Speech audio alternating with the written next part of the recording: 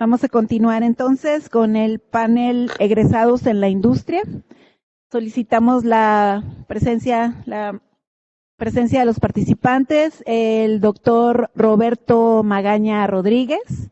Él es Senior Manager en HW Design en HP Inc. y es egresado del doctorado en Electrónica y Telecomunicaciones en 2017. Está con nosotros el doctor José Ricardo Santillán Díaz, es ingeniero en microóptica en Corning Incorporated y es egresado de doctorado en óptica en el 2021 y recibió el reconocimiento como la mejor tesis por la Academia Mexicana de Óptica en 2022. Y está con nosotros también el maestro en ciencias Cristian García Martínez. Él es propietario de su propia empresa, Ubilogics, y es egresado de la maestría en ciencias de la computación en 2004.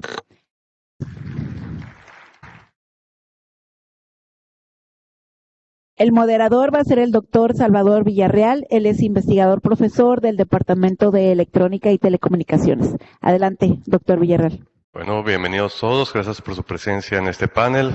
Una muy cordial bienvenida a nuestros egresados.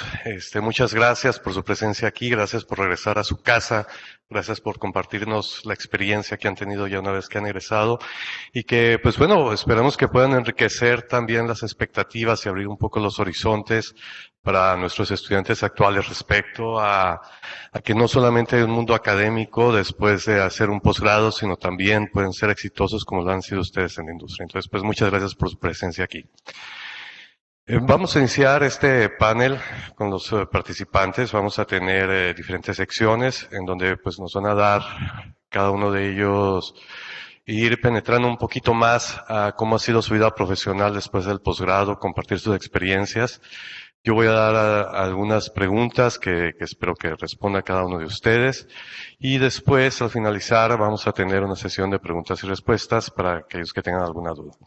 Entonces, bueno, vamos a comenzar ya con el panel y me gustaría que se presente cada uno de ustedes. Ya los introdujo Conchita muy amablemente, pero también pues que nos platiquen un poquito, no sé, su nombre, dónde trabajan, y después vamos a pasar a lo que sería que nos platiquen su experiencia en el mundo corporativo. Entonces, adelante, empezamos aquí con quien tenemos más cercano. Adelante, Roberto. Estoy a cargo del área de diseño, tanto la parte de electrónica como la parte mecánica, y nosotros nos dedicamos precisamente a los headsets, ya sea USB, Bluetooth o tecnología DECT, los desarrollamos. Hacemos toda la parte de planeación, de esquemáticos, PCBAs, y hasta lanzar los productos al mercado. Egresé en el 2017. Mis directores fueron el doctor Salvador Villarreal y el doctor Roberto Conte. Mi tesis estuvo trabajando sobre la banda de Wireless Regional Area Network, que es el estándar 802.22 en aplicaciones para telemedicina. Básicamente, pues eso sería.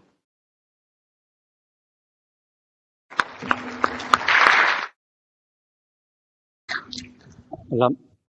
Bueno, mi nombre es Cristian García Martínez, soy egresado de aquí de Ciencias de la Computación del 2004. Hice mi tesis con el doctor José Antonio García Macías y fue acerca de protocolos de micromovilidad para redes en IP. Posteriormente, al salir de aquí, estuve trabajando un poquito más en otros de los temas de protocolos de comunicación, que era más en redes de sensores. Y al cabo de un par de años de salir de acá, iniciamos con este proyecto de Ubilogics, que es una empresa que se especializa precisamente en el diseño de protocolos de comunicación para redes de recursos restringidos y de energía restringida. Y hasta la fecha hemos seguido trabajando en la compañía, en Ubilogics. Hemos estado trabajando con diferentes protocolos. Ha habido un resurgimiento en una variedad amplia de protocolos para comunicar objetos, cosas. Ahora se le conoce como el Internet de las Cosas, pero viene desde esas raíces. Y hemos participado en organizaciones de estandarización internacionales, que son los que diseñan esos protocolos para que después los puedan utilizar en las masas. Pues nada más, y aquí estoy. Muchas gracias a Cristian. Adelante, Ricardo, si nos platicas un poquito. ¿Qué tal? Buenos días. Bueno, yo soy Ricardo Santillán, estudié el doctorado en óptica con orientación en óptica física, lo hice de 2016 al 2020 y posteriormente me incorporé a la industria. Mi tema de tesis de doctorado era el estudio de formación de estructuras periódicas por irradiación láser. Fue bajo la dirección de los doctores Paulina Segovia, que anda por aquí, y el doctor Santiago Camacho. Entonces, como les comentaba, después de haber terminado el doctorado, o casi al mismo tiempo, me incorporé a trabajar en una empresa que se llama Corning, que muy probablemente han escuchado de ella. Esta empresa tiene presencia global y tiene varios rubros, en particular en Reynosa se especializa en el conectorizado por fibra óptica, y entonces he estado desempeñando funciones tanto de ingeniero en microoptics como de Automation Control Process, y pues bueno, es más o menos en lo que he estado trabajando. Las funciones que llevamos a cabo, además de poder de aplicar el método científico para encontrar causa raíz de problemas y resolverlos, es también una especie de vínculo entre los distintos grupos de ingeniería divisional, calidad, etcétera. Entonces, es eso. Muchas gracias y bienvenido. Bien, vamos a hablar ahora un poco del mundo corporativo.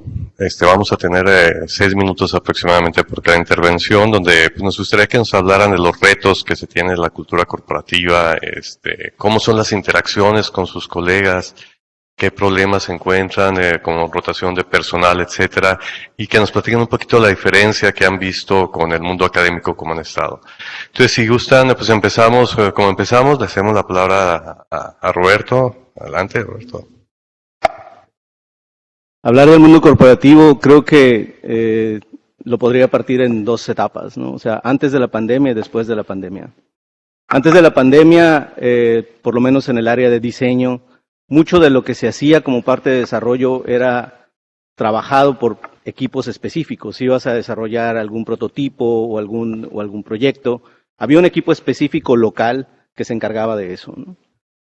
Después de la pandemia, todo cambió y entonces empezaron a distribuir los equipos, ¿no? A nivel global.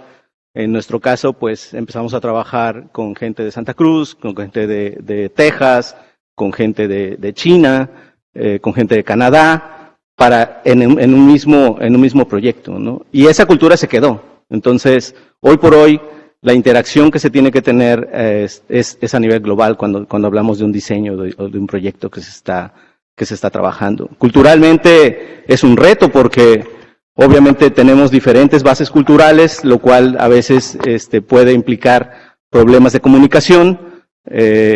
La barrera del lenguaje es importante, entonces utilizamos el inglés como la base para todos los proyectos. Y la otra es los tiempos de entrega, ¿no? O sea, han cambiado mucho, obviamente la tecnología se mueve muy rápido. Lo que se busca es entregar lo más rápido posible el proyecto, ¿no? Estamos hablando de un margen de 8 a 12 meses máximo para poder desarrollar un proyecto desde la etapa de prueba de concepto hasta la etapa de producción en masa, ¿no? En este caso, ¿no? Creo que lo más importante que nosotros tenemos que tener en cuenta cuando hablamos de un mundo corporativo es que estamos inmersos en él, como en nuestro caso, ¿no? Como ingenieros estamos inmersos en ese sistema y tenemos que entender cuáles son las interacciones que se tienen con las diferentes áreas, porque a veces entre ingenieros nos entendemos muy bien, pero normalmente cuando tú estás dentro de un proyecto, tú tienes que reportar hacia otras funciones que no necesariamente tienen ingeniería, ¿no? Estoy hablando de los que administran los productos, estoy hablando de la gente de ventas, estoy hablando de la gente de calidad. Todas esas personas no necesariamente tienen todos los conocimientos para poder entender cuál es el reto desde el punto de vista de ingeniería dentro de un proyecto. Entonces, manejar las expectativas, manejar el calendario que se tiene y poder lograr el proyecto en el tiempo en el que se te pide, creo que es el mayor de los retos, no solamente en el caso de nosotros, sino en general en el mundo corporativo, ¿no? Después de la pandemia, obviamente hubo otros cambios, que fue la parte de los componentes. Durante la pandemia hubo muchos problemas para conseguir componentes a nivel mundial, como todos sabemos, ¿no? Entonces, parte del proceso era encontrar cuáles son los componentes ideales que nos pudieran llevar hacia la producción en masa y que no pusieran en riesgo esa producción, ¿no? No nada más era traer el proyecto y decir, eso es lo que quiero hacer y esto es lo ideal, este es el chip o el IC que me permite hacerlo, sino ese lo vas a poder producir en masa de aquí a 8 o 12 meses. Y si la pregunta era no, entonces había que buscar otras opciones. Entonces, desde el punto de vista de ingeniería, había muchos challenges, muchos problemas que teníamos nosotros que ir investigando, ir viendo cuáles eran las mejores opciones. Entonces, creo que en el mundo corporativo, esas son algunas consideraciones que tenemos que tener, y desde mi punto de vista es un gran reto, desde todos los puntos de vista, ingeniería, desde la administración y desde, obviamente, los componentes que traemos. Muy bien, gracias Roberto. Cedemos la palabra a Cristian. Hola. Sí, con respecto a, si ponemos en retrospectiva, si analizamos, bueno, si yo puedo pensar un poquito en qué diferencias hay entre una y otra, las evidentes son pues, evidentes y podemos decir que tienes las fechas y te pagan y tienes obligaciones y también te pueden correr de alguna manera. Pero después de pensarlo tiempo y tiempo, pienso que es muy semejante al menos a lo que yo viví en CICESE en su momento, e inclusive podemos llevarlo atrás a la universidad. Y en esto, digo esto en el sentido que si lo podemos ver como proyectos individuales, mientras ustedes están aquí haciendo su posgrado, ya sea maestría o doctorado, inclusive ustedes pueden empezar a segmentar como diferentes etapas en donde están quizás obteniendo los créditos, adquiriendo conocimientos, después tratando de ponerlo en práctica con la tesis, colaborando quizás con otros equipos, otras personas, lidiando con tu asesor y quizás con los sinodales. Toda esa dinámica, si le preguntamos a diferentes estudiantes y egresados, van a tener su propia opinión y van a tener sus momentos en los que recuerdan ciertas cosas en particular. Del mismo modo, cuando estás en la industria trabajando, son proyectos, depende con qué equipo te tocó trabajar y qué rol tienes tú para trabajar en ese proyecto. Podría yo identificar algunas ocasiones en las que no había ninguna diferencia entre lo que estuve haciendo en la tesis con lo que estaba haciendo en ciertos proyectos, dependiendo de lo que me tocara hacer y el rol que tuviera que hacer. Entonces, en ese sentido, pienso que la formación de los posgrados, y si lo podemos encapsular como a proyectos individuales y lo transportamos a la industria para cuando salgan de egresados, prácticamente es lo mismo. Si se van a un doctorado, un postdoctorado, o si se van a una estancia, o se van a trabajar a un proyecto, después te cambian a otro proyecto. Entonces, toda esa dinámica van a estar experimentando. Quizás en algunos trabajos es más monótono y no hay tanta variabilidad, pero entonces por eso es que luego se cambian quizás de trabajo o buscan otra. Pero en el tipo de proyectos donde tienes, donde aspiras a hacer un poco de investigación y desarrollo, utilizar un poco todo lo que has estado aprendiendo, seguramente se van a topar con que va a ser muy semejante y obviamente, insisto, va a haber una variedad que quizás no estaban expuestos, pero véanlos como experimentos. Nada más, eso podría comentar. Muy bien, muchas gracias a Cristian. Segunda palabra, Ricardo. Sí, bueno, yo voy a platicar desde mi experiencia. Entonces, en mi caso, cuando me incorporé a la industria, esta era la primera experiencia que yo tenía. Anteriormente solamente había trabajado o en docencia o en la academia. Entonces, para mí fue un reto muy grande la diferencia que hay entre el ambiente académico y la industria. Una de ellas, por ejemplo, la justificación de los proyectos.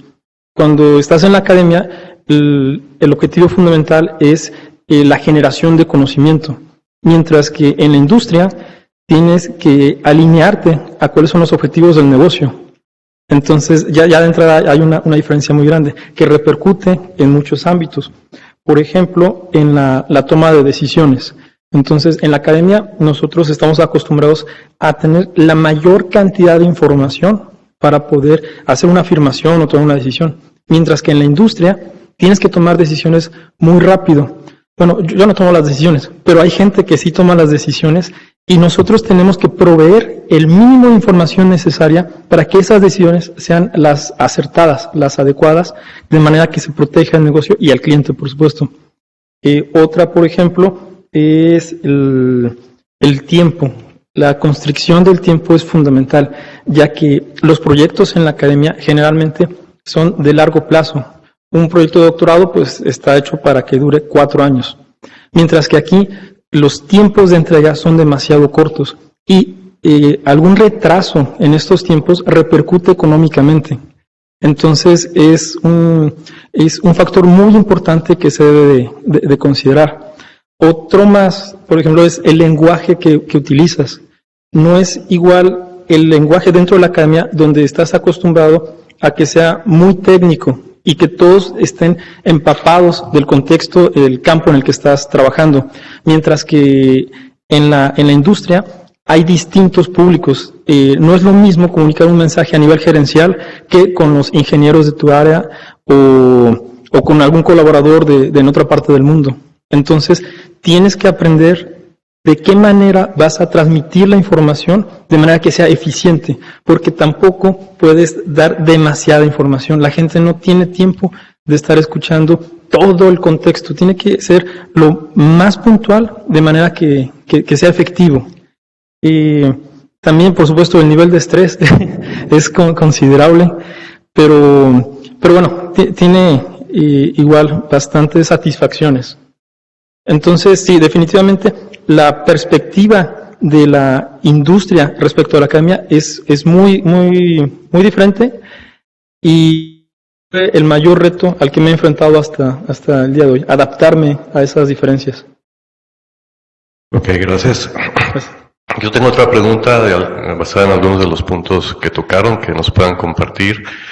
Mencionaron interacción en grupos de trabajo con gente de diferentes áreas de expertise. Ahorita, bueno, nosotros formamos a todos nuestros estudiantes con buenas habilidades científicas, tecnológicas. ¿Qué nos pueden comentar de lo que se conoce como habilidades suaves, las soft skills? ¿Qué tan relevantes son y bueno, qué tanto debemos de cultivarlas? ¿Cuáles serían sus recomendaciones para nuestros estudiantes actuales? Comenzamos con Roberto, si nos puede compartir sus comentarios. Qué bueno que tocas ese tema, porque ese tema es muy importante dentro del área corporativa.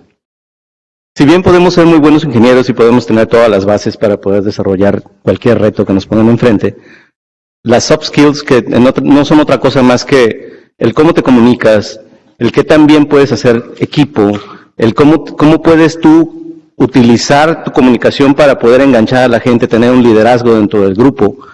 Eso es algo que, pues obviamente, desde mi punto de vista, en el caso de los posgrados, no es algo que estemos promoviendo, no es algo que yo creo que hace falta, ¿no? No es algo sencillo de desarrollar, obviamente, pero creo que es algo que tal vez se podría integrar dentro de los posgrados.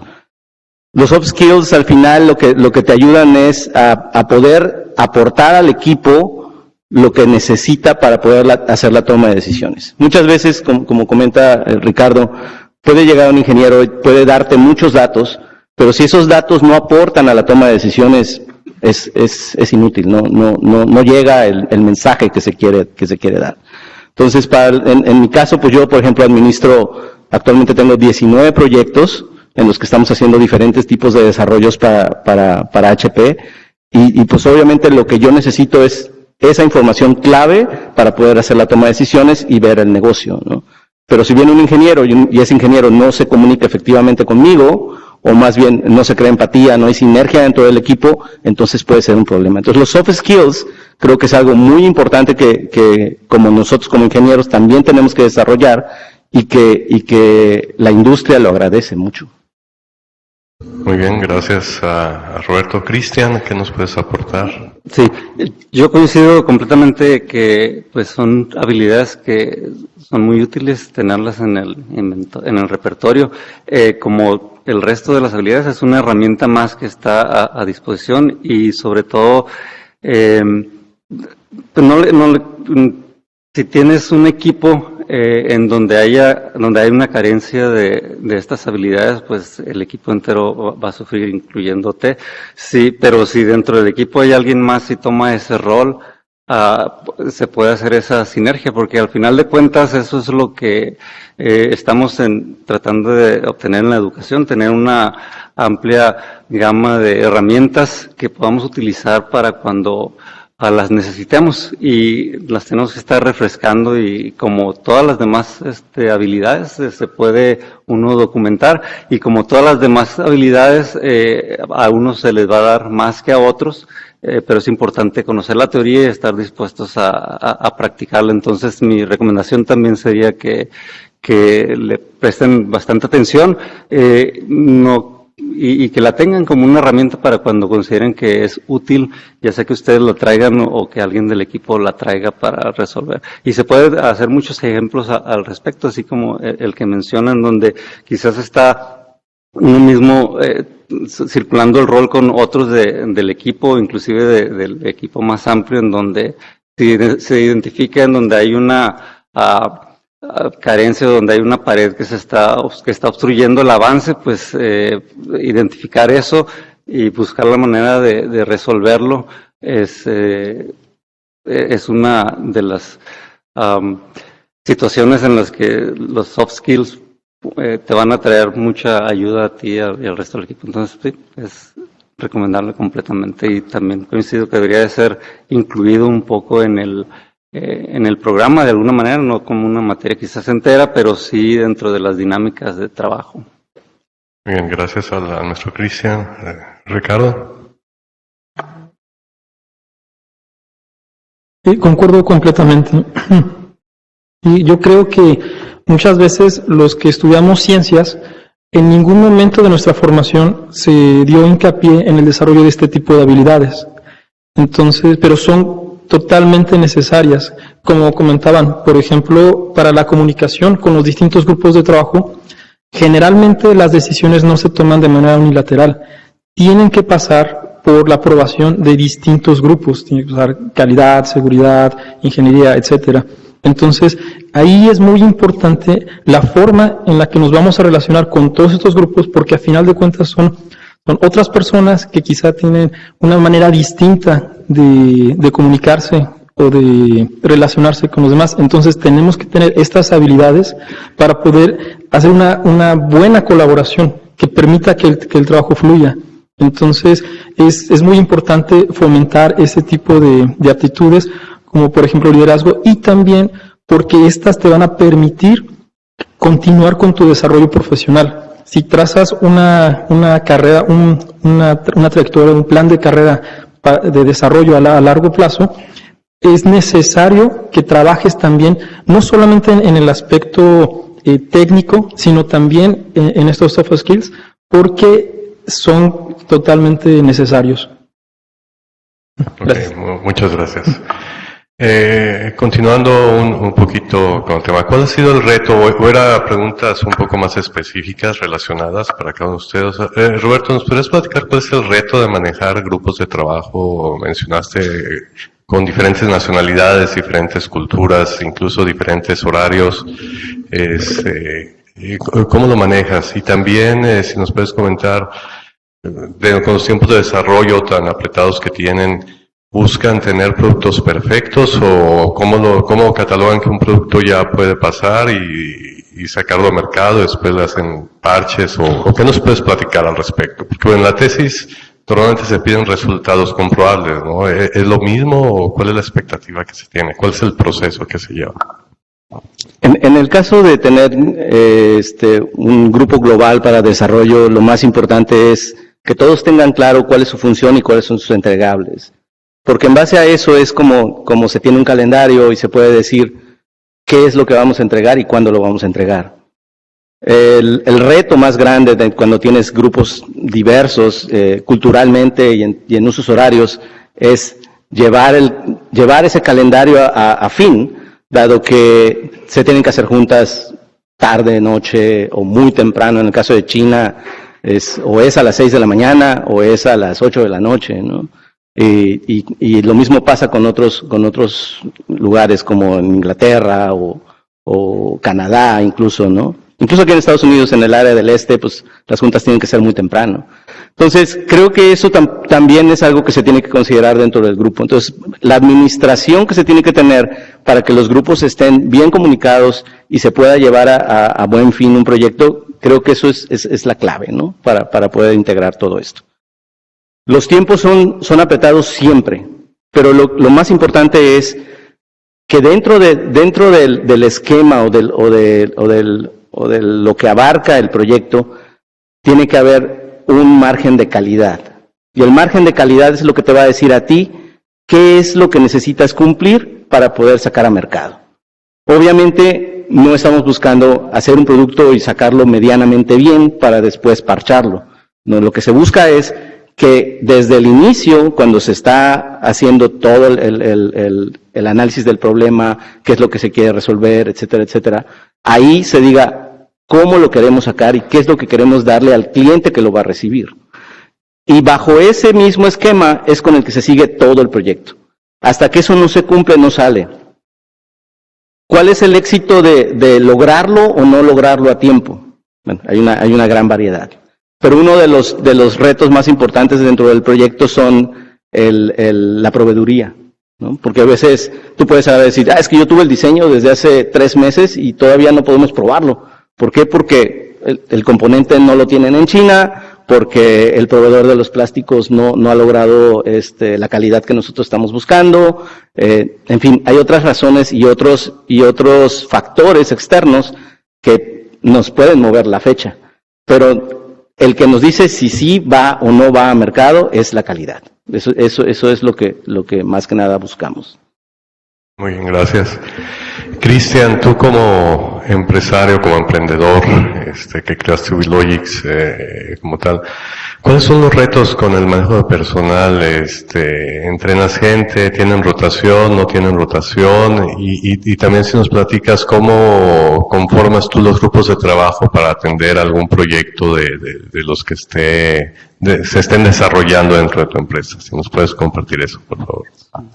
Paquete de preguntas. Sí, en cuanto a los retos de iniciar, todos los negocios inician por motivos diferentes y por medios diferentes. Yo tuve la fortuna que en la época que egresé, me fui a la industria a trabajar y a la par, mientras estaba trabajando, me invitó mi asesor de tesis a desarrollar un proyecto que metimos a un centro de integración de tecnología, el cual eligió ese proyecto. Entonces, esa sopa creo que fue muy especial, muy necesaria para que se incubara algo como lo que hicimos, de tener a disposición el esfuerzo y dedicación de personas y de fondos para continuar con investigación y desarrollo que buscar la aplicabilidad. Emprendedores en otros índoles de negocios, pues es lo necesario, pues debes de tener pues el fondo, el tiempo, el objetivo y las ganas y después te dicen pues a correr y todo lo que venga de barreras pues a brincarlas y si no pues te atoras. Es siempre estar buscando persistir en el objetivo que se tiene, ¿no? Con respecto a las otras preguntas o sobre qué comentar de la rotación de personal y de lo que hacemos. También afortunados estamos porque pues está en esta área donde arrancamos los grupos de investigación en el área en la que empezamos a trabajar y también la UABC empezamos a colaborar con otras universidades. Entonces el suministro de jóvenes entusiastas con formación específica siempre ha sido sin fin. O sea, hemos tenido a varios egresados de aquí, a varios egresados de la universidad. La rotación, hay quienes ya tienen más de 10 años con nosotros. En promedio, alguna vez que lo saqué, creo que fue antes de la pandemia, estábamos en alrededor de 6 años y medio, 6 años, 4 meses. Creo que no está mal en lo que es la industria.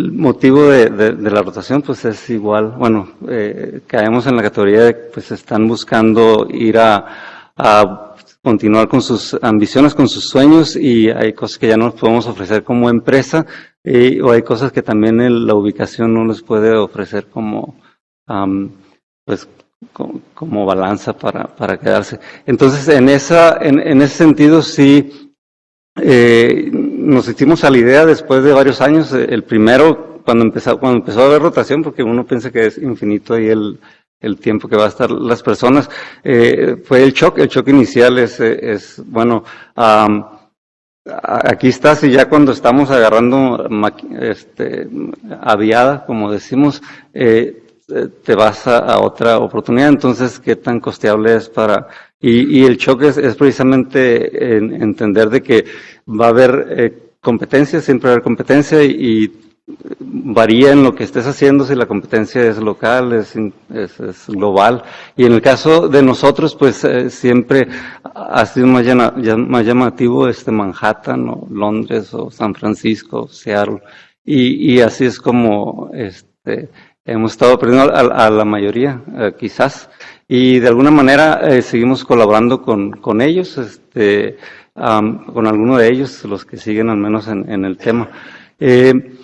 Esa parte, pues, debo comentar por si alguien va a arrancar, quizás lo leen y lo saben, después les pasa y van a entrar en shock, pero pues luego si sobreviven a eso ya van a verlo de otra manera y van a seguir, ¿no? Esa es como mi experiencia. Y por último, ya la parte de el resto, que no es la parte técnica. Yo a mí me gusta la parte técnica, la parte de hacer las cosas, de desarrollar y de investigar, pero pues también con el negocio viene una serie de cosas que no son nada técnicas, ¿no? Desde la administración, que es lidiar con personas, ya hablamos un poquito de los soft skills, pero también ya viene toda la parte fiscal, la parte legal, la parte administrativa, que es pues es otra tarea que tienes que lidiar. Vuelvo a insistir en el punto de cuando arrancamos, era una sopa muy acondicionada para que pudiéramos dar el primer brinco, pero empezar con más personas, con más integrantes, siempre va a ser la parte, hacerlo más fácil, porque tienes que tener tu mente en muchas cosas y alguien tiene que estar al pendiente. Por eso de los roles y de reubicarse y estar listos a cambiar de posición, es muy importante identificarlo cuando tú no estás en ese rol, poder saltar, aunque sea momentáneo o temporalmente, para poder brincar ese obstáculo y seguir. Pues creo que con eso cubro, no sé si me faltó estrés, pero... Sí, muchas gracias. Los voy a seguir interrogando un poquito, cosas que son de interés para todos. Entonces, bueno, me estoy saliendo un poquito del guión, espero que no les incomode, pero creo que está poniéndose muy interesante el panel. Para nada. Bien, Ricardo, ahorita hablaste mucho de equipos, de varios equipos de trabajo que tienes que lidiar con todos ellos. ¿Qué pasa? No sé si te has enfrentado, no sé tanto creaste. ¿Qué pasa cuando un equipo se retrasa en entregar algo que necesitas tú o alguien más? ¿Cómo se resuelve ese tipo de contingencias en la empresa? ¿Cómo lo has visto? ¿Cómo se aborda? ¿Hay reparto de culpas? ¿No hay reparto de culpas? ¿Hay soluciones? ¿Qué es lo que sucede? Platícanos un poquito al respecto. Bueno, generalmente en el desarrollo de todo proyecto tiene que haber juntas periódicas para comunicar el estado en el que va dicho proyecto. Por lo tanto, desde antes que ocurra el retraso, se tiene un diagnóstico de en qué estado va dicho proyecto. Por lo tanto, desde antes de que ocurra una catástrofe, debe comunicarse con tiempo qué es lo que está pasando y qué acciones vamos a tomar para poder prevenir que ocurra dicho problema. En ocasiones no es posible. Generalmente se deben de tener un plan de contingencia, un plan que nos diga, ok, en caso de que esto suceda, ¿cómo vamos a responder? ¿Y qué acciones vamos a tomar en caso de que esto no suceda o que no se cumplan con dichos tiempos? En otras ocasiones, si se debe a que quizá un elemento por cualquiera que sea la causa no está entregando su parte, entonces se puede llegar a escalar. pero idealmente no se debe llegar hasta ese punto, porque si hay comunicación efectiva, entonces se sabe con antelación. Muy bien, muchas gracias. Aunando un poquito, ¿cómo definiría o se definiría en la industria? Porque bueno, un término muy interesante, comunicación efectiva. A veces nosotros hablamos de comunicación efectiva y pues en la academia es mándame todos los papers que tengas del tema para ver qué no se ha hecho, qué se va a hacer ahí. ¿Sucede lo mismo con ustedes? ¿Qué nos puedes platicar? Bueno, ahí, como comentaba hace un momento, es tener el mínimo, o sea, no el mínimo, sino la información que sea suficiente.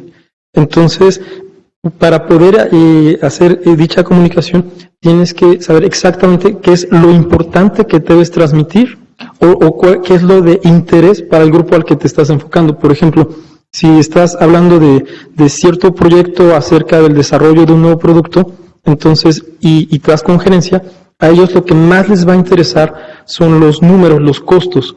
Entonces, no te vas a enfocar en el detalle técnico, porque muy probablemente no lo van a entender, o simplemente no les va a interesar. Entonces, tienes que saber qué es la información que es útil para cada una de las personas con las que vas a hablar, y con base en eso, poder discernir cuáles son los datos que van a utilizar. Entonces, desde mi punto de vista es algo complicado, porque hay muchos conceptos de la industria los cuales no usamos en la academia, como yield o varios relacionados con costos. Entonces, son conceptos que tienes que aprender, tienes que manejar y saber interpretarlos. Muy bien, muchas gracias. En este sentido, hablando de proyectos, y podemos hacer, Cristian, a ver contigo un poquito, ¿cómo decides qué proyecto perseguir, qué proyecto hacer? ¿Cómo buscas un cliente? ¿Los clientes te buscan? Cristian, especialmente en este caso, nos interesa esa perspectiva, tú como pues empresario, ¿cómo es el proceso de decidir a qué le vas a apostar en el desarrollo? ¿Nos puedes platicar? Sí. Siempre voy a poner la premisa, o voy a dejar en claro que es un caso atípico, no es muy común, pero Ubilogics desde el principio es su intención y su idea es contribuir en la tecnología y poder aportar con algo tangible que se deriva de la creación, con las ideas y con el esfuerzo y el trabajo.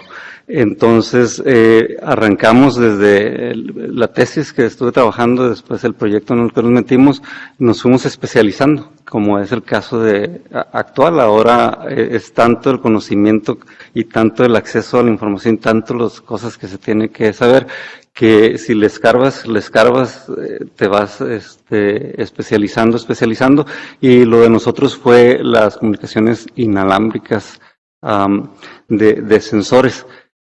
A lo largo de estos 20 años, pues son 2 décadas más o menos las que tenemos operando, si contrastamos los papers que escribimos o los artículos que escribimos, inclusive los reportes, hemos visto la fluctuación de cómo la tecnología fue habilitando conceptos y han ido cambiando. Entonces eso nos ha ido manteniendo en la ola, vamos a decir, y esta participación, una de las cosas que nos abrió las puertas y que nos sostiene como negocio, o sea, como empresa, es que estamos avanzando en el conocimiento con la ola que se está adoptando. Estamos participando en la creación de los protocolos que definen lo que va a ser en el futuro. Entonces, inmiscuirse en eso, conocerlo de adentro, siempre hemos tenido la fortuna de que se han acercado a nosotros a pedirnos ayuda. En ocasiones es ayuda temporal de unas horas, unas semanas como consultores, y eso lo lleva quizás a que hagamos el diseño juntamente con nuestros clientes. Y también eso nos ha permitido ver cuáles son los requerimientos o cómo es que podemos nosotros contribuir. No mencioné hace rato, pero la empresa, nosotros licenciamos, tenemos herramientas de software que licenciamos a quien baje y la compre, y también tenemos servicios de investigación y desarrollo, y van de la par tejiéndose, y somos una empresa pequeña, a crecerla involucra otras cosas, y en nuestro caso el interés es hacer lo que nos gusta y hemos estado avanzando en eso. Entonces participamos en los núcleos, prácticamente nos creamos el trabajo futuro, lo vería así, y no tenemos no estoy diciendo que sea lo recomendable, vuelvo a insistir que esto es algo atípico, pero lo que hacemos, estamos en el momento donde se hace y estamos ayudando a quien necesite, y así es como hemos estado funcionando. Podremos ahondar en muchos detalles, pero en realidad es verdad eso, si hacen lo que les gusta y lo hacen bien, es probable que alguien pague por eso. Muchas gracias. Es pura probabilidad. Trasladando esto de pero al menos empresario, se la van a pasar bien, perdón. Esa es la garantía, si es que les gusta.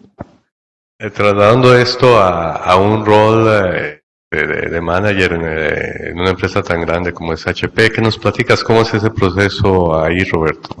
¿Cómo se decide qué se va a desarrollar, qué no, a dónde apostarle?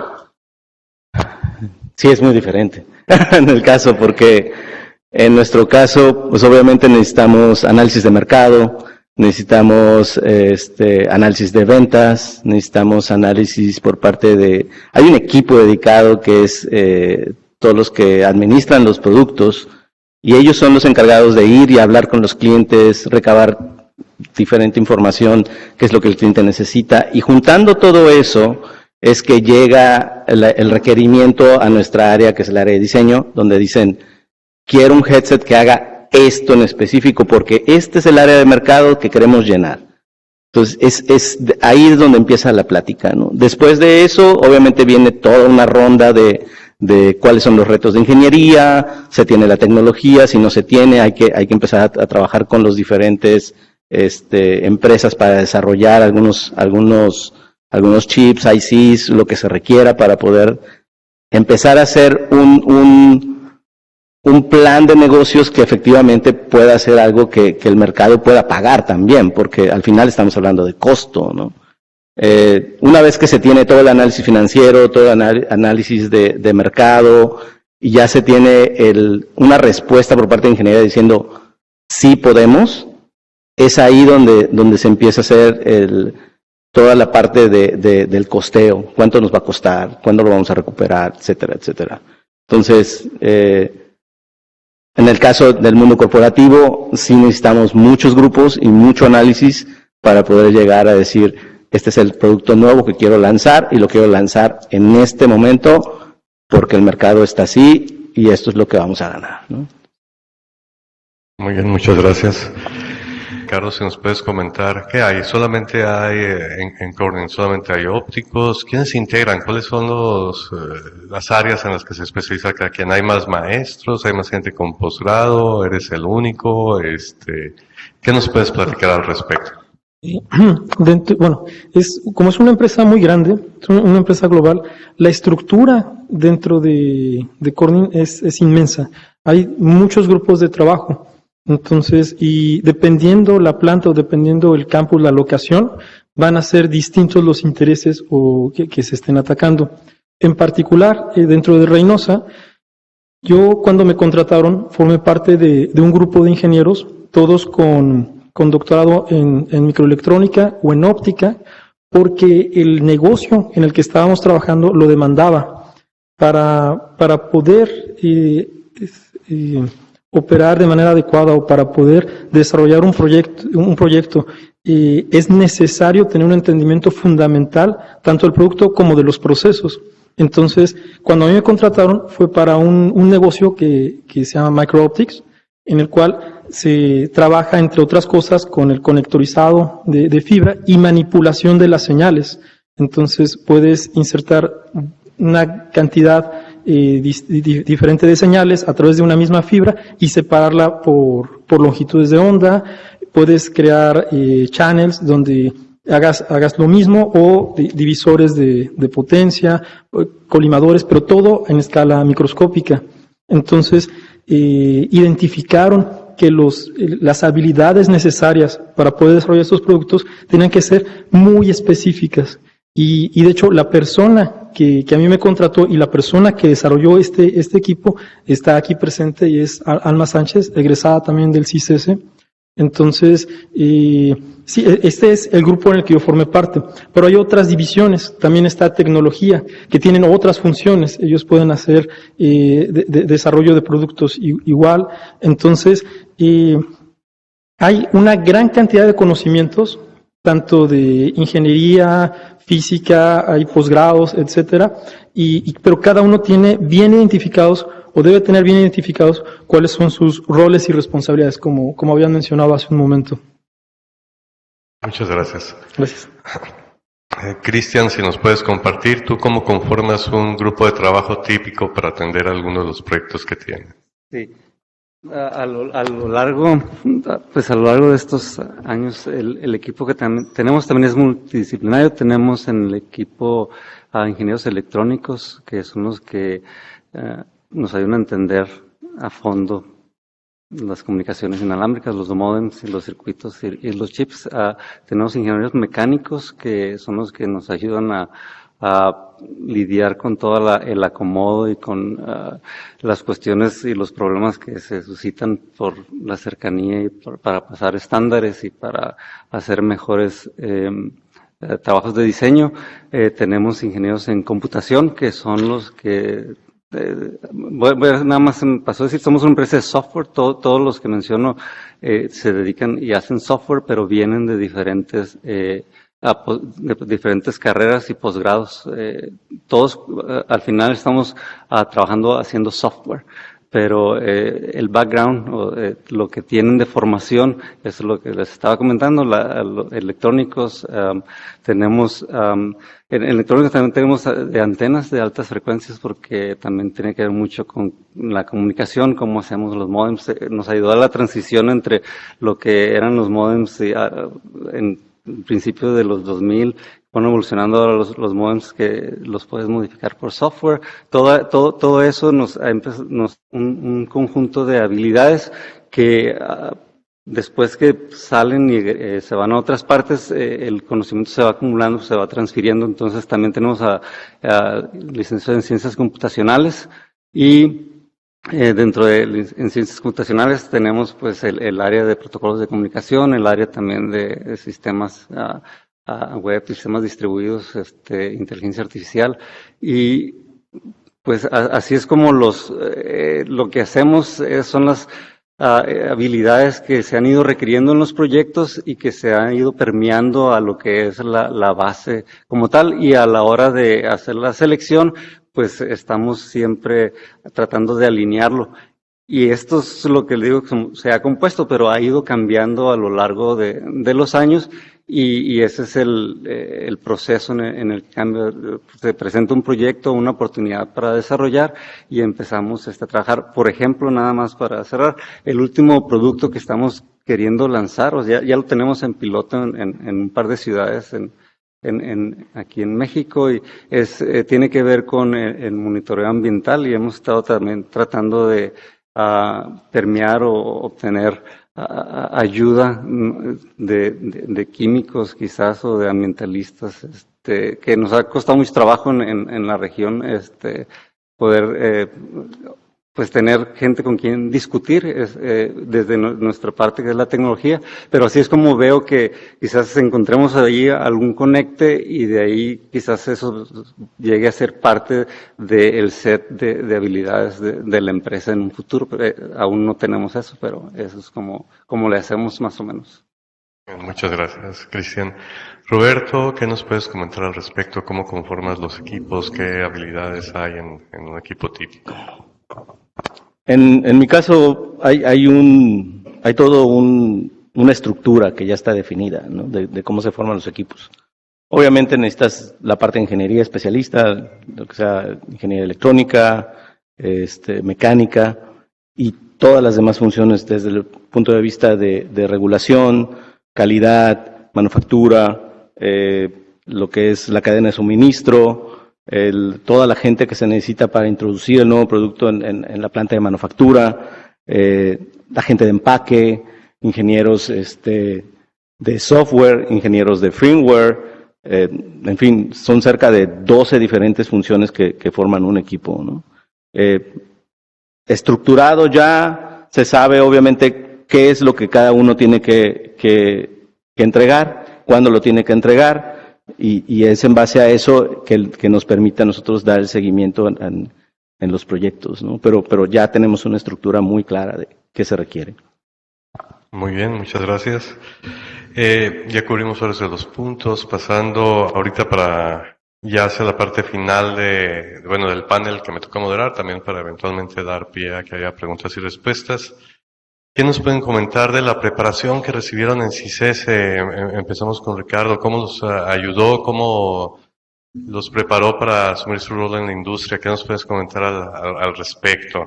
Bueno, desde el punto de vista técnico, totalmente, ¿no? Porque justo los conocimientos específicos en óptica que adquirí durante el posgrado son los que hoy en día aplico en mi trabajo. Por supuesto, no todos, porque no estamos desarrollando tecnología o investigación de frontera, pero sí los conocimientos de óptica fundamental, prácticamente todos los días los aplicamos. Además, yo creo que algo muy importante que aporta el CICES es que fomenta mucho la colaboración entre los distintos grupos de trabajo, entre estudiantes e investigadores. Entonces, eso creo que me ha ayudado bastante a poder relacionarme y poder establecer comunicación con otros grupos de trabajo. Entonces, creo que es una habilidad que se me fomentó bastante aquí dentro de la institución. Entonces, básicamente diría que eso. Muy bien, gracias. Cristian, ¿qué nos puedes comentar? Sí, siempre me ha tocado compartir supongo, de diferentes maneras, pero para mí sí fue muy distintivo el haber venido a CICES. Yo vengo de Instituto Tecnológico Culiacán, donde hice mi carrera, y recibí buena formación. Antes de venir acá ya tenía también una empresa, una consultoría de software, teníamos productos de software. Pero al venir acá, prácticamente yo lo describo, siempre he buscado una manera mejor de hacer esa descripción, pero no lo he encontrado. Lo que sí puedo decir es que ahí es como una ventana, me abrieron las puertas al mundo, a pesar de que el mundo pues estaba ahí, la comunicación estaba el internet ya, pero estaba en sus principios, pero no en ese sentido, sino que me abrió los horizontes de qué era lo que podíamos hacer como individuos, cómo podíamos participar en la sociedad, no solamente pues haciendo software, que era lo que yo hacía, sino podíamos contribuir al conocimiento. Había esas puertas y ventanas para que nos conectaban con el resto del mundo. Mi asesor en ese entonces había hecho su doctorado en Francia, y me tocó colaborar con el equipo con el que estaba colaborando en la tesis, y a raíz de eso también me tocó colaborar en grupos de estandarización, la IETF, que sabía yo de los RFCs y sabía de todos los estándares que había, pero no estaba expuesto a que podía ser partícipe de esa dinámica. Entonces, eso, como se han de imaginar, abrió mi perspectiva bastante, y si yo pensaba que era el rey del mundo, pues después ya podía considerar eso más, porque había puertas para allá. En realidad, siempre he atribuido eso a CICES, la formación que te dan, cambia la perspectiva. A mí eso hizo, obviamente es individual, pero hace te pone en el plano con el resto de la sociedad, y te da más herramientas y más puertas que tocar para contribuir y hacer lo que te gusta. Entonces eso sí, lo tengo muy claro que de aquí salió en esos años y una serie de cosas más, pero eso es lo importante que quisiera transmitir al menos. Muchas gracias, Cristian. Roberto, ¿qué nos puedes compartir? En mi caso creo que algo muy importante que el CICESE me dio es ese pensamiento crítico, ¿no? Ese análisis que te permite llegar a conclusiones específicas sobre un problema, ¿no? Eso es muy importante, sobre todo en la toma de decisiones, ¿no? ¿Por qué? Porque te conviertes en un traductor, porque tú entiendes la parte de ingeniería y lo tienes que transmitir a la alta gerencia. Entonces, el entender esas dos partes es muy importante, ¿no? Entonces, ese análisis crítico sobre las cosas para llegar a conclusiones específicas, creo que es algo que CICESE me dio, ¿no? La otra parte es, obviamente, la flexibilidad en cuanto a decir, hoy voy a estudiar esto, y de repente te das cuenta que dentro de tu desarrollo se va transformando, ¿no? Y tu investigación siempre va a transformarse, ¿no? Creo que es parte de la dinámica y es algo que en un principio es un shock como estudiante, porque dices, ¿cómo que empecé con esto y terminé con esto, ¿no? Pero tienes que estar abierto a esa parte. Entonces, creo que CICESE te da también esa flexibilidad para poder hacerlo, y eso es importante. Básicamente, ese pensamiento crítico también de decir, este es el problema y así es como lo queremos resolver. El hacer el análisis del problema, la justificación, todo eso creo que es algo que sí se me dio muy importante. Ok, muchas gracias. También otra pregunta relacionada con los posgrados. Muchas veces hay la percepción de que haces un posgrado y es para hacerte profesor, para regresarte a dar clases, para hacer investigación, ya sea una maestría o un doctorado. ¿Qué nos pueden comentar al respecto? ¿Es real esta percepción? ¿Es más de aquí de México? ¿Será lo mismo en otros países? ¿Qué es lo que han visto? Ricardo, si nos puedes comentar un poquito. Sí, creo que es un prejuicio el limitar a que con un posgrado, con ese nivel de especialización en el conocimiento, vas a limitarte. Al contrario, te da muchas más herramientas, te da muchas más oportunidades de abordar distintos problemas, no solamente quizás dentro de la investigación o la academia, sino también, por ejemplo, incursionar en la industria o en otros campos. Entonces, sí, desde mi punto de vista es un prejuicio el que al especializarte tanto vas a limitarte. Y en mi caso creo que fue necesario, completamente necesario, el doctorado en óptica para poder tener el trabajo que hoy en día tengo. Muchas gracias. ¿Qué nos puedes comentar, Cristian, al respecto? ¿Qué diferencia te hace el posgrado para la industria? O sea, desde el punto de vista académico es claro, para la industria, sí, al momento de tener a alguien con ingeniería o alguien ya con maestría o con doctorado. ¿Qué diferencias has notado? Sí, creo que también ha ido variando a lo largo de los años. Cuando entré yo aquí sí había esa percepción, quizás existe aún, de que solo estudian maestría o doctorado los que van a dedicarse a la academia. Yo no lo percibía así, era el poder estudiar algo más y especializarte para hacer. Lo que veo en la industria, nos ha tocado colaborar, ese estigma si existe, no existe a nivel global. De hecho, los equipos con los que trabajamos día a día, la mayoría tiene posgrado, doctorados. Los puestos con los que lidiamos todos son chief scientist o scientists para esto, para lo otro, hasta los que hacen la validación de los productos, que nosotros podríamos decir nada más, está haciendo el testing, hasta para hacer eso se necesita pues ciencia para hacerlo mejor y hacerlo más efectivo y con menos tiempo, menos costo. Entonces, si existiese esa concepción, pues sí, definitivamente no tiene fundamento, y es importante recalcar que yo le digo siempre a quien tengo oportunidad de hablar, uno de estudiante, yo quizás y bueno, todos los que están aquí seguramente son muy dedicados, ¿no?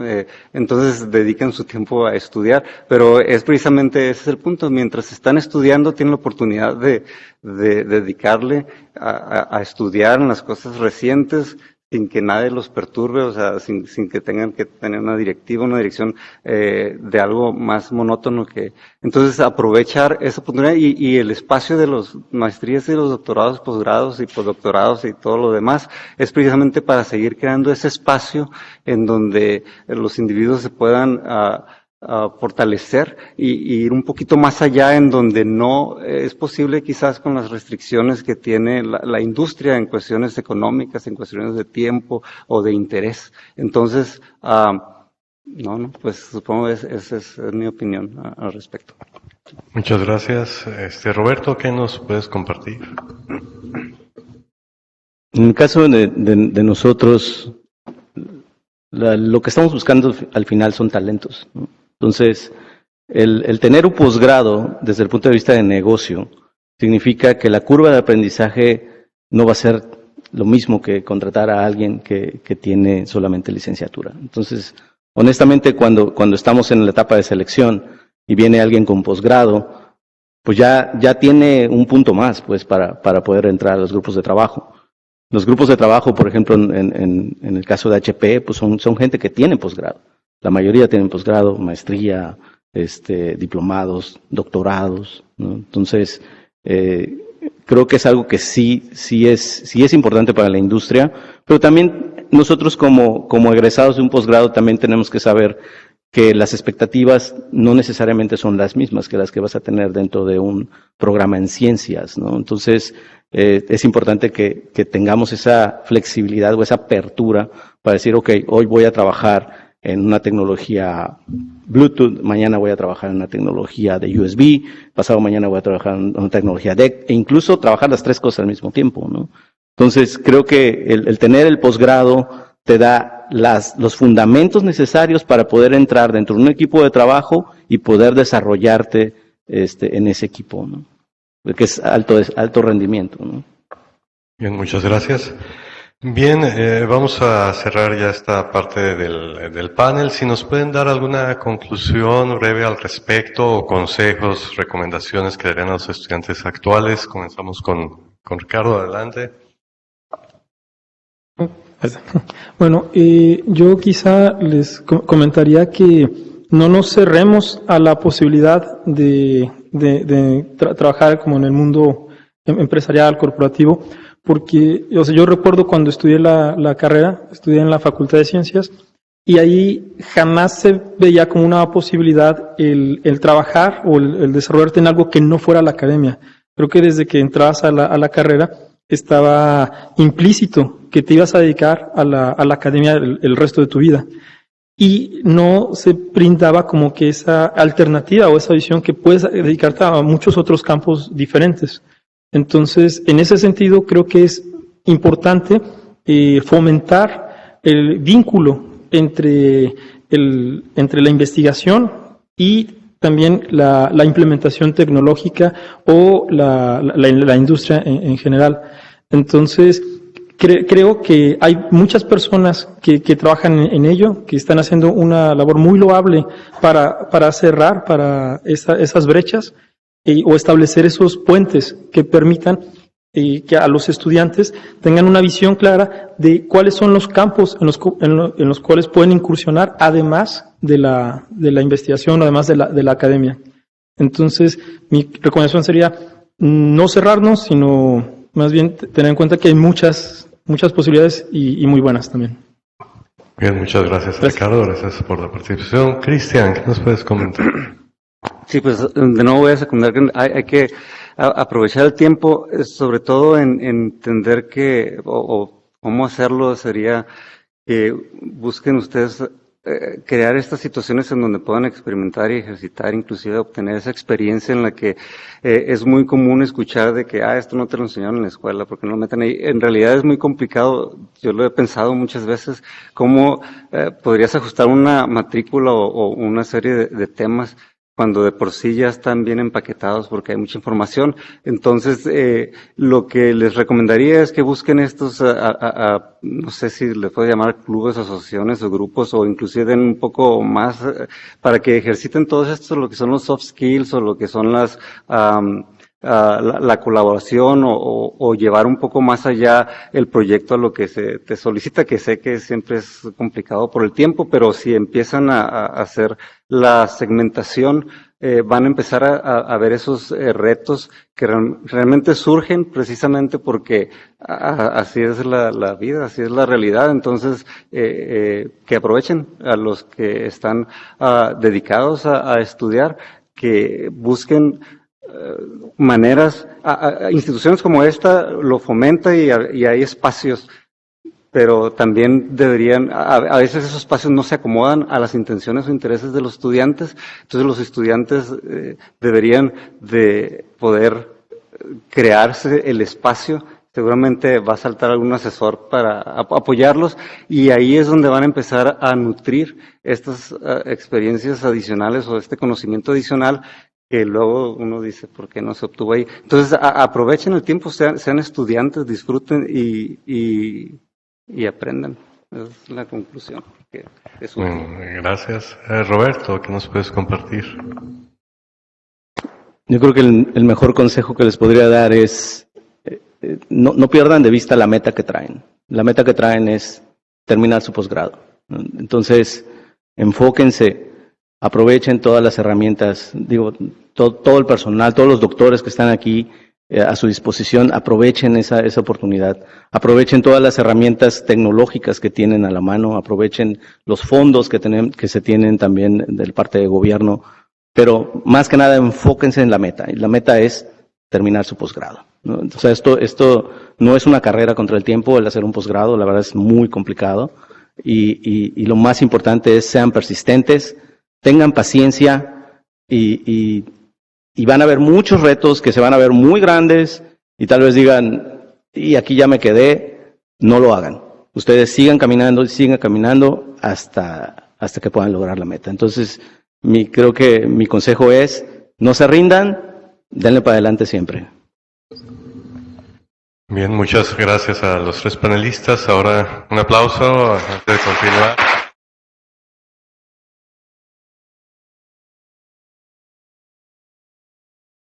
Bien. Abrimos el micrófono para preguntas y respuestas. Hola, ¿qué tal? Gracias por compartirnos sus experiencias. Y mi pregunta está orientada hacia cuál debería ser el camino o cuáles son las barreras que ven para mejorar esa vinculación entre la investigación y el sector privado. Adelante, ¿quién contesta? Roberto, si quieres. A ver si entendí bien tu pregunta. Lo que quieres saber es cuáles son los caminos para poder vincularse con la empresa privada mientras estás estudiando. No, yo pienso más en que los tiempos han cambiado, entonces uno escucha, no hay presupuesto, no hay tanto dinero, y si la ciencia tiene conocimientos que podrían ser aplicables para desarrollos de tecnología, ¿cómo es que se podría dar ese vínculo entre el sector privado y la investigación? Pensando, por ejemplo, que hay posgrados en otros países que ofrecen hacer un doctorado, donde a lo mejor la mitad de la beca es dada por la industria, la otra es por la academia, y existe una vinculación entre lo que se investiga y cómo se aplica. Honestamente ahora no sé porque no he estado tan pegado a la parte de CONACYT, pero cuando yo inicié trabajando para Plantronics, inicié precisamente con un proyecto CONACYT, o sea, y era una colaboración entre la industria y la academia. Ahí es como entré yo, como investigador asociado. Entonces, creo que eso continúa. La verdad es que no estoy muy bien en ese tema, pero independientemente de eso, también depende de la persona. O sea, tú también tienes que buscar cuáles son las oportunidades, porque la industria no va a venir a tu casa y te va a tocar y te va a decir, quiero trabajar contigo, ¿no? O sea, hay que buscar los fondos y hay muchas maneras, ¿no? Yo estuve en UCSD también, colaborando con varios proyectos, en el Qualcomm Institute, Y eso es algo que yo lo busqué, fui, lo hice y se logró, ¿no? Entonces creo que depende de ti, depende de tu liderazgo, depende de tu iniciativa, el lograr esa comunicación, ¿no? ¿Cuáles son los canales gubernamentales o institucionales que se puedan lograr para ese fin? Lo desconozco ahora, ¿no? Sí, también es una de las preguntas que he gastado mucho tiempo, inclusive también esfuerzo. Hemos tratado de varios modos y seguimos tratando. Es un problema complejo porque involucra, pues, es un problema social, económico, político. La cuestión de ejemplos que quizás tienes en mente, no mencionas en específico, pero es una infraestructura, es un sistema mucho más robusto, grande, que se funde en la cultura general. Ha habido y quizás seguirá habiendo muchos intentos. Vuelvo a comentar, el hecho de que Ubilogics exista se debe a uno de esos glitches que muy criticado, porque yo tengo mi lista entera también de críticas al proyecto, pero precisamente es un lugar donde suceden esas cosas, ¿no? Porque trasciende a la voluntad de un individuo en poder decir, vamos a hacer esto, porque se necesitan hacer cosas, se necesita poner dinero, se necesita poner capital, se necesita poner dirección, y además se necesita también una evangelización cultural para la sociedad como tal, de poder entender cuáles son las cosas que van a obtener en cambio si se participa, y esto es a nivel general, ¿no? Porque yo todavía veo desde las cuestiones más pequeñas, institucionales, hasta las de la ciudad, que tanto esfuerzo se pone y persistencia para que haya, para que se fomente y se seleccione o se invierta en tecnologías que quizás son ya no de punta, pero que sí van a empezar a crear los peldaños para que posteriormente puedas ya empezar a experimentar y tener tecnología propietaria, y poder la sociedad entender que de ahí se deriva tener una vida mejor en general, ¿no? Entonces es un trabajo, es una pregunta así muy grande, y la respuesta que puedo decir es tratar de que todos busquemos esa aportación, y también entender que tiene que ser más robusta también la respuesta, pero empezar a solicitar, hay una documentación extensiva de qué se puede hacer al respecto, y podemos mencionar ahí desde la cultura del consumo de tecnología, la cultura de dar ese poquito más, de gastar ese poquito adicional, quienes pueden hacerlo, para tener ese plus y ir construyendo el mercado, para que después haya empresas que después puedan colaborar e invertir, no solo las empresas grandes transnacionales que vienen con fondos y que van a deducir de impuestos y pueden luego colaborar, sino que también hay empresas, sí, ese tema está largo, pero es una cuestión efectivamente de todos, pero involucra también las decisiones que se toman, inclusive de las fiscales, y lo que tenemos que hacer es verlo como un mapa completo, cuáles son las piezas, cuáles son las cosas que podemos incidir, hacer algo, o sea, hacer que sucedan cosas en esos ámbitos. Entonces, pues más que una respuesta es seguir intentando lo que ya sabemos que ha funcionado en otros lugares, pero como foto completa, no como una cosa en particular, que es, por ejemplo, esa colaboración. Ricardo, si quieres agregar algo. Concuerdo completamente, y pues solamente agregaría que se sabe que el conocimiento precede a la aplicación. En ese sentido, creo que las empresas desde hace tiempo han identificado el valor tan importante que tiene invertir en investigación y desarrollo. En nuestro país es un poquito particular, porque la mayoría de la inversión a investigación proviene del Estado, mientras que en otros países parece que es más de la iniciativa privada. Entonces, en nuestro país quizá la visión, o por lo menos como yo lo he visto, es que el Estado es quien financia esto. Sin embargo, hay casos particulares o experiencias diferentes.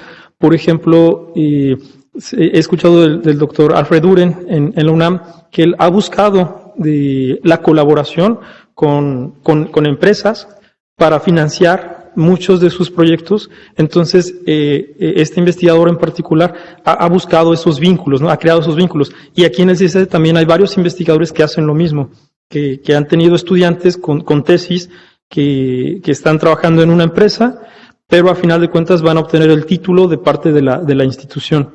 Entonces, creo que hoy en día muchos investigadores hacen un trabajo muy importante para formar esos vínculos. Sin embargo, hay mucho que hacer y además las empresas están conscientes del gran valor agregado que tienen nuestros conocimientos y las habilidades específicas que nosotros tenemos, no solamente para desarrollo de proyectos, sino también para solución de problemas. El pensamiento analítico que desarrollamos durante el posgrado, independientemente de cuál haya sido la área de especialización, es algo muy, muy, muy, muy valioso, porque ayuda a que podamos abordar problemas de distintos tipos de manera sistemática y estructurada. Entonces, creo que las empresas han reconocido eso, pero pues todavía, desde mi punto de vista, falta mucho por trabajar para generar esos vínculos. Ya, gracias. Bien, muchas gracias. Otra pregunta, yo creo que 2 más y terminamos. Yo nomás un comentario aquí rapidito con lo que preguntó el compañero de la colaboración de la academia con la industria. El primer problema que yo he visto, porque yo lo he enfrentado, es de que si, por ejemplo, se quiere hacer una colaboración con el CICESE o con el Sinvestaf o con el INAOE de Puebla, con una empresa, el IP que se genera es de la universidad. Entonces ninguna empresa va a aceptar eso. Ese es el primer problema que yo veo. Por eso no existe esa colaboración en México comparado con Estados Unidos o con Europa, donde si se hace una colaboración, desde un principio se firma de quién va a ser el IP, si va a ser de la escuela o va a ser de la empresa. Y los fondos pueden ir directamente a la universidad o pueden ir directamente al investigador, que existe así esa modalidades en otros países. Y aquí en México pues no existe que se vaya directamente al doctor o que se vaya a la escuela. Eso sí existe, pero el IP pasa a ser de la escuela. Entonces, por eso la empresa privada pues no es factible. Nada más un poco de contexto. Eso es relativamente reciente. Antes no era así, años atrás, y no había mucha diferencia. Digo, nada, es como información contextual. Complementando un poquito, el CICESE ahorita, bueno, está cambiando, pero antes lo que pedía era el reconocimiento moral, que podía negociar los derechos de explotación. Solo que a veces las empresas no querían ni siquiera hacer el reconocimiento moral en la patente. Es como que falta ahí algo de negociación. Eso sí está bien que se reconozca, si se hace una patente o se hace una IP, que se reconozca que participó y todo. Y una cosa es la autoría y otra cosa a quién pertenece el IP. Y lo que pasa con empresas extranjeras es que no está definido de la misma manera. Por ejemplo, aquí una patente allá, aquí es un modelo industrial u otra manera. Entonces, como que falta todavía desarrollar esa cultura aquí mismo en México con los abogados que contratan aquí. Nosotros nos topamos con unas de esas cosas. Bien, otra pregunta. Adelante. ¿Qué tal? Gracias. Interesantísima su conversación. Permítanme hacerles una pregunta personal. El camino desconocido siempre pues da miedo, asusta, y a los académicos en particular, o los que siempre hemos estado en la academia, nos da miedito brincar al otro lado, ¿no? La parte industrial, la parte corporativa. Ustedes que han tenido oportunidad de jugar en los dos lados, si una hada madrina les dijera, a ver, Ricardo, por ejemplo, tienes la oportunidad de escoger, ¿sigues en este trabajo o te pueden contratar en el CICESE como investigador? ¿Qué le dirías a la hada madrina? Considerando todo lo que ustedes saben, el nivel de estrés que se vive, la calidad de vida, el sueldo, el lugar, todas esas cosas, ¿qué le contestarían a la hada madrina? Ustedes, en lo personal. Bueno, es una pregunta complicada porque yo en lo personal adoro Ensenada, me fascina el CICES, entonces suena muy tentador y poder incorporarte aquí, o sea, sería algo muy, muy, muy padre. Pero hoy en día me gustaría desarrollarme todavía más dentro de la industria. Digamos, mis objetivos hoy en día son esos. Creo que todavía tengo muchísimo por aprender. Entonces, le respondería quizás si me puede aguantar unos años y ya después. Gracias. Adelante, Cristian. No, sí iba a preguntar si tenía fecha de expiración por casi los mismos motivos, pero sí, esta es otra de las preguntas que me ha sucedido a mí, no sé, antes lo cuantificaba y lo ponía en un calendario, pero es constante eso, sobre todo cómo te está yendo en momentos, si estás si estás cumpliendo todo, te estás realizando, estás buscando. Además, la respuesta que tengo para eso seguramente le diría que no, que estoy a gusto así. ¿Por qué? Porque eso es lo que he decidido cada vez que ha habido la oportunidad. Quizás eso varíe en el futuro. Y esta es una de las preguntas que les digo para los que van empezando y van a seguir. Para uno que es ambicioso y que quiere muchas cosas, siempre van a estar cosas que están completamente opuestas y que no van a estar, que no son compatibles por cuestiones ya físicas. Entonces, tiene uno que aprender a vivir con eso. Con esas situaciones que se van a dar y tomar las decisiones lo mejor que se pueda en el momento que se puede, y si luego te arrepientes, pues buscar cuál es la manera de cambiarla y de seguir haciendo eso. Pero aún así, con esa información y con la experiencia de varias veces presentándomela a mí mismo, sigo haciéndomela y sigo atacándola con la misma cantidad de endorfinas y otras químicos. Pero sí, la respuesta sería así. No, pero generados por, a ver, Acota. sí. Casi Sí, del del sistema. No, del sistema, o sea, yo estaba hablando de uno mismo. Pero no. Gracias. Yo lo que le preguntaría a la hada madrina es si me va a dejar el mismo salario, ¿no? Entrando al CICESE, ¿no? Entonces, sería, creo que una parte importante para la toma de decisiones. En mi caso, particularmente, me encanta la parte del dinamismo que tiene el mundo corporativo, ¿no? O sea, como les comenté, yo veo 19 proyectos todos los días y cada proyecto tiene sus retos, ¿no? Entonces, soy una persona de retos y me encanta todo el tiempo estar viviendo ese dinamismo, ¿no? Yo creo que la parte académica me gusta mucho por la parte de descubrimiento, me gusta mucho la parte de la investigación y la metodología, pero para mí es un proceso más lento, obviamente es mucho más largo. Los frutos que puedes ver como investigador te toman muchos años lograrlo, ¿no? Y creo que es algo que es muy importante y tenemos que tener, pero en mi caso yo soy muy dinámico y necesito ese rush de todos los días, ¿no? Entonces me quedaría con la parte corporativa. Bien, vamos a dar espacio para un par de preguntas en línea de las que nos hicieron y vamos a ir cerrando. Tenemos el tiempo, adelante. Hola, mira, de las personas conectadas, RFIH nos pregunta: ¿qué nuevas habilidades sociales, técnicas, entre otras, deberán requerir los egresados en telecomunicaciones para la industria asociada y a qué otros sectores industriales pueden adaptarse? ¿Alguien quiere responder? Cristian. Yo iba a pedir pero que la barajeara de nuevo porque para ver si entendí. ¿Qué nuevas habilidades sociales, técnicas, entre otras, deberán requerir los egresados en telecomunicaciones para la industria asociada? ¿Y a qué otros sectores industriales pueden adaptarse? Yo creo que es para Cristian o para Roberto. Sí, es que se puede tomar, o lo puedo entender de varios modos, habilidades sociales de comunicaciones, o técnicas de comunicaciones como señales de radiofrecuencia. Pero, o sea, son dos, por eso es que estoy un poco confundido, pero vamos a intentar.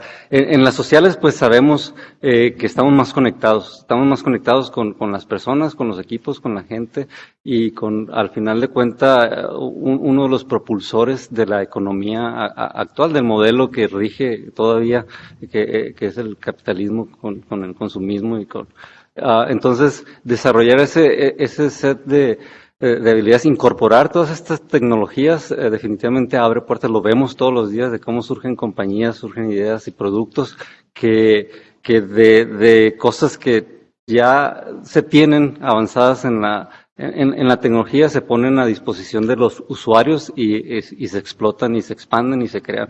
Esto desde las bicicletas eléctricas, los patines que ven en la calle, hasta los servicios de una variedad de aplicaciones, ¿no? Y en cuanto a lo que son las comunicaciones de la tecnología, pues también es un área en la que sigue creciendo a la velocidad que están creciendo los semiconductores y que es habilitar comunicaciones de todo tipo de índoles, desde explotando con mayor eficacia, eficiencia los satélites, hasta las redes espontáneas que antes fue mi tema, o sea, tema de investigación aquí de muchos desde hace 2 décadas, pero apenas recientes se ven productos que rastrean grupos de motociclistas, que rastrean personas que van a las caminatas al bosque, todo ese tipo de tecnologías que es nueva, porque la tecnología es nueva, los sistemas, los módems, la manera de cómo se hacen, los tamaños, las baterías, pues es siempre incorporar lo que va saliendo y de las diferentes áreas, ¿no? Y ver cómo se puede mezclar, porque la mayoría de los casos de éxito o de las empresas que están conduciendo la innovación tecnológica son definitivamente equipos multidisciplinarios que incorporan tecnologías de punta con escenarios e inclusive tecnologías de décadas pasadas. Entonces, pues, ¿cuáles esas? Bueno, muchas gracias. Lamentablemente ya tenemos el tiempo encima, hay otras actividades dentro del coloquio. Acá el profe Heriberto tiene un comentario rápido, no sé si hay tiempo. No hay mucho tiempo, pero si es rápido, de verdad rápido, adelante. Son unos segundos nada más. Un poco para quitarle la duda a Guillermo, hay experiencia dentro de la división, en particular dentro del departamento de óptica, en establecer convenios. Tenemos un equipo de negociadores muy fuertes, ahorita está Conchita, está Cristian. Parte de la fortaleza que tenemos son nuestros egresados, Alma por ejemplo, la cual han establecido una red en la cual son ellos los que nos buscan, nosotros los buscamos a ellos, ¿sí? Se han establecido convenios muy importantes con empresas grandes como Sony, Nipro, el Grupo Javil, Corning, con la que se tiene más de 6 años en un convenio muy duro, muy fuerte, negociado en las grandes ligas, en la cual se va a respetar la propiedad intelectual de ambos lados. Se han establecido tesis en codirección con investigadores de Corning Nueva York. Varios de los egresados están trabajando en la planta de Corning Reynosa, pero en realidad ellos están en Reynosa físicamente, aunque a lo largo del año están en varias partes del mundo, ¿sí? Entonces es un mundo globalizado, se tienen ya experiencia en hacer convenios formales en codirección de tesis con investigadores dentro de estas empresas grandes. Entonces sí hay digamos, medios y formas de que se hagan, ¿verdad? Si tú estás interesado en alguna empresa, es cuestión de que lo comentes, ¿no? Gracias. Bien, gracias. Bien, con esto pues vamos a cerrar, vamos a pasar a la entrega de reconocimientos. Agradeciendo nuevamente su presencia, bienvenidos a casa de nuevo, esta es su casa, no se olviden, visítenos más seguido, enriquezcanos con sus experiencias y pasamos a hacer la entrega de reconocimientos. El Centro de Investigación Científica y Educación Superior del Senado, Baja California, a través de su división de Física Aplicada, otorga el presente reconocimiento al doctor Roberto Magaña Rodríguez. Gracias.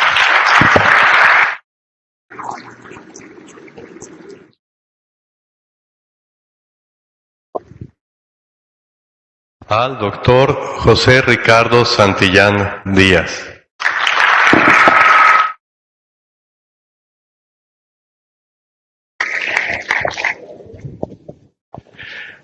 Y al maestro en ciencias Cristian García Martínez.